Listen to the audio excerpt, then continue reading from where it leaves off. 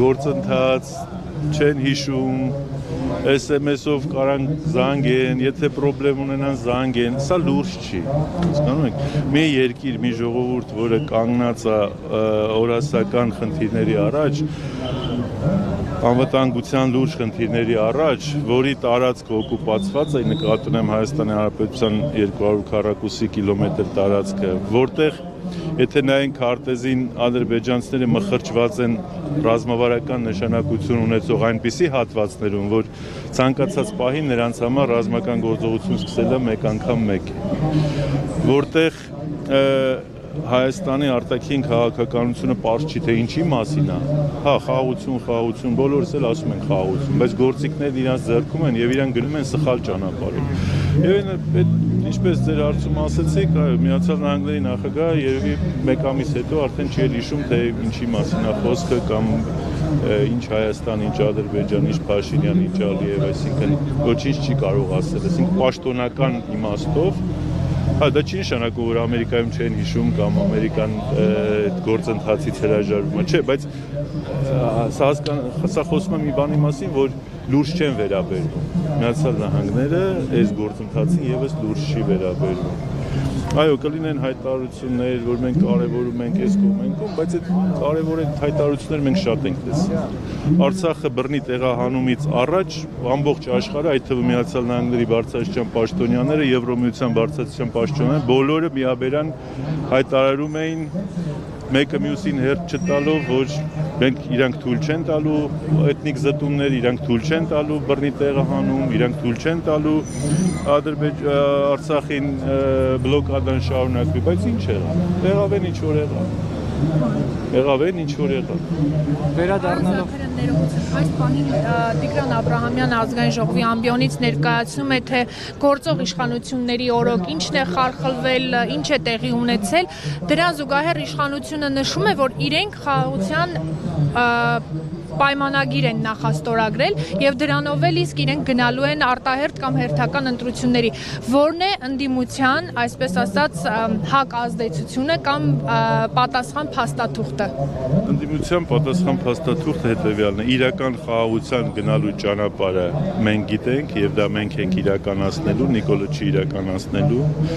Նիկոլը հերթական անգամ այս իշխանությունը հերթական անգամ խափում է ժողովրդին, դա խաղաղության փաստաթուղթ չի, դա իլյուզիա չի անգամ, նույնիսկ քաղաքականությունից մի փոքր տեղյակ մարդիկ, որ կարդում են, ասում են, բայց սրա ինչն է խաղաղության մասին։ Սա մտադրությունների փաստաթուղթ է, որ մենք բանակցել ենք ինչ-որ մի բան եւ ավարտել ենք այդ բանակցությունը եւ այս իշխանությունը չպետք է փոխի այդ բանակցությունը։ Հիմա խաղաղության նախապայմանը, այսպես կոչված խաղաղության նախապայմանը սահմանադրությունը փոխելն է։ Նիկոլը գալու ընտրություններին ասի, մենք պետք է, դուք ինձ պետք է ընտրեք, որպեսզի ես սահմանադրությունը փոխեմ, որպեսզի Ադրբեջանը խաղաղությունը ստորագրի, որ հետո մենք վավերացնենք, որ հետո մի հատ հասկանանք, տեսնենք ինչ է եւ այսպես տարիներ շարունակ։ Հետո պահանջը լինելու է անխոչնդոտ ճանապարհը, հետո Նիկոլը գալու ասի դե նորից պետք է ճանապարհը տանք, հետո որ սենց լինի, հետո որ նենց լինի ու այսպես շարունակ Հայաստանի Հանրապետությունից բան չի մնալու խաղաղության անվան տակ։ Ընթացքում չի բացառում նաև մանր-մունր մի քանի օրանոց, մի քանի ժամանոց ագրեսիվ գործողություններ, ես սա նկարագրում եմ Նիկոլի ապագան Հայաստանի սահմանին, այո, հարավային հատվածում, այլ հատվածներում, այդ թվում նաև դելիմիտացիայի, դեմարկացիայի պրոցեսի զուգահեռ Այն ինչ որ եղել է, այսինքն ես հիմա նորություն չեմ ասում, ես ասեմ այն ինչ որ եղել է այս վերջին 7 տարիներին։ Հիմա որպեսզի դա տեղի չունենա, ընդդիմությունը եւ հատկապես մենք առաջարկում ենք կապիտուլյացիոն քաղաքականությունից պետք է հրաժարվել, չպետք է այդ ձևի մեջ մտնել, այդ դերի մեջ մտնել, որ այո, ես պատրաստ եմ հանուն խաղաղության ցանկացած կապիտուլյացիայի։ Ոչ, մենք պատրաստ չենք ցանկացած կապիտուլյացիայի, մենք պատրաստ ենք խաղաղության Եվ գիտենք այդ խաղաղության գինը եւ գիտենք, որ խաղաղության պատրաստ լինելու համար եւ խաղաղությունն ապահովելու համար անհրաժեշտ է բալանս տարածաշրջանում, որ երկրներն են իրականում շահագրգռված հարավային Կովկասում խաղաղության հաստատման։ Ռուսաստանի Դաշնությունը պետք է քննարկել եւ հասնել ռազմավարական բալանսի վերականգնմանը։ Միացյալ Նահանգները պետք է քննարկել եւ հասնել ռազմավարական բալանսի վերականգնմանը, որ Ադրբեջանի մտքով անգամ չանցնի, Եվ ինքն էլ սուսուփուս փոչը վերցնի ու Հայաստանի տարածքներից դուրս գա։ Այդ ժամանակ արդեն խաղաղության մասին խոսակցությունները կլինեն ռեալ, իրական։ Իսկ ճանապարհները բացել, այո, մենք կողմնակից ենք ճանապարհները բացելու, բայց այդ ճանապարհների գործարկման իրավական, քաղաքական եւ տնտեսական բալանսներն էլ պետք է լինեն ամբողջությամբ փոխադարձության սկզբունքով եւ դրա մասին պետք է դետալացված գրած լինի, ոչ թե միայն Հայաստանի Հանրապետության տարածքով անխոչնդոտ ճանապարհ մնացածն էլ դե կտեսնենք, այսինքն փոխադարձության սկզբունք, ինչ անշանակում փոխադարձության սկզբունքով, որտեղով Ադրբեջանի ինչ-որ մի գյուղի մեջով ինչ-որ մի տեղ, ինչի՞ չի դա գրված։ Եվ արդյոք մնացած բոլոր կոմունիկացիաները, որոնք օրինակ Իջևան Ղազախ հատվածը, օրինակ Երևանից դեպի Նախիջևանով անցնող, դեպի Մեղրի տանող եւ մնացած հատվածը Հայաստանը Ռուսաստանի հետ երկաթգծով կապելու հնարավորությունները քննարկվում են արդյոք դերը։ Միակողմանի զուտ ամերիկյան պատկերացումներով լուծումներ են հիմա առաջարկում։ Մենք չգիտենք Իրանի իրական դիրքորոշումը որն է, Իրանից տարբեր կարծիքներ են գալիս, մի տեսանկյունն ասում է, որ գոհ են, մյուս տեսանկյունն ասում է, որ հարցեր ունեն։ Նույնը ռուսական պարագայում, այսինքն դեռ այս չավարտված եւ դեռևս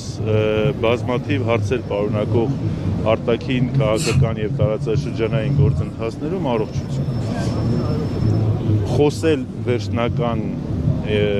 լուծումների եւ всё Նիկոլն արդեն խաղաղությունը բերել չի բերել։ Ես շատ ուրախ կլինեի, որ ես դրանում համոզված լինեի։ Շատ ուրախ կլինեի, որովհետեւ դա իրոք շատ կարևոր հենակետ է Հայաստանի զարգացման համար։ Բայց ես չեմ ուզում ինքս խաբվել եւ խաբել նաեւ մնացածը։ Պարոն Զաքարյան, Նիկոլ Փաշինյանի գրառումները վստահաբար կարդացել եք այս վերջին մի քանի օրվա, անընդհատ նախկին 3 նախագահներին էր հիշատակում, նաեւ նշում թե ինչպես եք հաղթանակներ բերել, որ ձեզանից 3-ին էլ ժողովուրդը չի ընտրել, նաեւ նշել էր, որ դուք ոչ միայն հաղթանակներ չեք բերել, այլ Հայաստանը քաշել եք մի անդունդի մեջ, որից ելք չկա։ Մենք ենք Հայաստանը քաշել մի անդունդի մեջ, որից ելք չկա։ Այո, Նիկոլ Փաշինյանի այո նախկին 3 նախագահները։ Բայց ոնց որ թե իրավիճակը լրիվ հակառակն է։ Հայաստանը իր արտաքին եւ ներքին քաղաքականության պիկի վրա էր, երբ որ Նիկոլն եկավ։ Եվ մենք գիտենք թե ինչ գնով Նիկոլն եկավ եւ գունավոր հեղափոխությունների տեխնոլոգիան ինչպես Հայաստանում աշխատեցին։ Սրա մասին շատ ենք խոսել, նորից չկրկնվենք։ Այսօր Հայաստանը գտնում այնպիսի մի փոսի մեջ, որտեղ 3 նախագահներին եւս 3 նմանատիպ փորձ ունեցող նախագահներ են պետք, որ խելքի տան այս իրավիճակից երկիրը հանեն։ Հենց որ ինքը իր մանիպուլյացիաներով, իր այսպես էքսցենտրիկ հայտարարություններով թող ոչ մեկի մոտ քաղաքական, գուցե հասարակ մարդկանց մոտ տպավորություն է դեռևս ստեղծում, բայց հաստատ քաղաքականությունով հետաքրքրվող եւ քիչ թե շատ իրավիճակին տեղյակ մարդկանց մոտ Նիկոլն այլևս տպավորություն չի ստեղծում իր հայտարարություններով։ Երկիրը, որ այս վիճակի մեջ է, կորցված Արցախ, ջլատված զինված ուժեր, հարգանք եւ պատիվ եւ հնարավորություններ կորցրած Հայաստանի Հանրապետություն իր իմիջով, թուրքական շանտաժի եւ պահանջների դաշտում հայտնված արտաքին եւ ներքին քաղաքականություն, քաղբանտարկյալներ, տնտեսական անկայուն զարգացում, ներդրումների բացակայություն, արտաքին պարտքի կրկնակի աճ, բոլոր ոլորտներում գրեթե ձախողումներ կամ չկա ցույց տվեք մի ոլորտ, որտեղ կա հաջողություն, ես հետ քաշեմ իմ հայտարարությունը բոլոր ոլորտների ձախողումների վերաբերյալ։ Մի ոլորտ ցույց տվեք, որտեղ կա հաջողություն։ Էական հաջողության մասին է խոսքը, ոչ թե ինչ որ մի քառակուսի մետր ասֆալտ, ինչ որ մի գյուղի բան ճանապարհի վրա։ Այս իրավիճակում ես կարծում եմ, որ գործող կառավարության ղեկավար իրավունք չունի որևէ մեկին մեղադրել։ Ես նույնիսկ չեմ ասում նախորդ նախագահներին, որևէ մեկին։ Մեղքերը թող փնտրի, այն որ 5 շաբթի օրը կառավարության նիստ են անում եւ 4 շաբթի օրը գալիս է այստեղ հարց ու պատասխանի, մեղքերը թող փնտրի այլ կառավարության նիստի սենյակում սեղանի շուրջ նստած մարդկանց մեջ, իրենից սկսած եւ այստեղ այն խմբակցության մեջ, որ նստած է նախագահությունից ձախ։ Պարոն Զաքարյան, Լևոն Զուրաբյանը հայտարարել է, որ առաջին նախագահ Լևոն Տեր-Պետրոսյանը առաջիկա ընտրություններում լուրջ դերակատարություն է ունենալու։ Երրորդ նախագահը ինչ մտադրություններ ունի, քանի որ նաև այստեղ հավաքված մարդիկ, դուք եւ նաև պատիվ ունեմ խմբակցությունը բազմաթիվ անգամներ հայտարարել է, որ սահմանադրական եղանակով պետք է տեղի ունենա փոփոխությունը եւ ընտրությունների ճանապարհով։ Երրորդ նախագահը ինչ մտադրություններ ունի։ Այսօր դուք հավաքվել եք լուսաբանելու երրորդ նախագահի եւ հանրապետական կուսակցության մտադրությունները, հասնել կառավարության անվստահություն հայտնելու գործընթացի իրականացման։ Գործընթացը սկսված է, բայց կախված քաղաքական ուժերի մոտեցումներից, կախված հասարակության աջակցությունից, այն կամ կարճ ճանապարհ կանցնի, կամ երկար ճանապարհ կանցնի։ Երկու դեպքում էլ ճանապարհը մինչև հերթական ընտրություններն են, եւ մենք հույս ունենք, որ հերթական ընտրություններին Հայաստանի Հանրապետությունը կարող է գնալ նոր ձևավորված կառավարության ժամանակավոր կամ խիստ ժամանակավոր կառավարության միջոցով։ Պարոն Զաքարյան, Հայաստանի եւ պատիվ ունեմի ձայները միասին անգամ օրակարգ չեն բերում իմպիչմենթի գործընթացը եւ ինչու եք իրատեսական համարում, որ Փաշինյանի թիմակիցները կմիանան ձեզ այս գործընթացում։ Մենք տվյալ պարագայում Փաշինյանի թիմակիցների վրա չենք հույսներս դնում, հույսներս դնում ենք ազգային ժողովի ԿՊ խմբակցության բանականություն ունեցող հայրենիքի նկատմամբ, ապագայի նկատմամբ, իրենց նկատմամբ պատասխանատվություն ունեցող մարդկանց հետ։ Եթե 71-ից որևէ մեկ այդպիսին չի, ուրեմն հայ ժողովուրդը ինքը նաև հետևություններ ունի անելու։ Սա չի նշանակում, որ նվիրված են Փաշինյանին կամ նվիրված են գաղափարներին։ Իսկ ո՞րն է Փաշինյանի գաղափարը, որին նվիրվել են։ Հայրենիքը ծնկի բերելը, նվիրված են ծնկի բերելու գաղափարին, ուրեմն նվիրված են նաև Ադրբեջանին, նվիրված են նաև Թուրքիային, նվիրված են նաև Հայաստանի ծնկի բերելու ցանկություն ունեցող բոլոր արտաքին եւ ներքին խնդիրներին։ Ես կարծում եմ, որ ԿՊ խմբակցությունում կան մարդիկ եւ նրանք քիչ չեն, որոնք որ պատեհ պահի կարող են դրսևորել քաղաքական խիզախություն, քաղաքական պատասխանատվություն։ Քանի անուն կարող եք նշել։ Հիմա չէ։ Այսինքն մտքումս այո, բայց հրապարակային ոչ։ Իսկ եթե այս գործընթացը չի հաջողվում, հաջորդ քայլը ո՞րն է։ Այս գործընթացը եթե չի հաջողվում, հաջորդ քայլը ընտրությունն է։ Գործընթացը այո, կարող է նաև չհաջողվել։ Ձեռքերը ծալած նստելու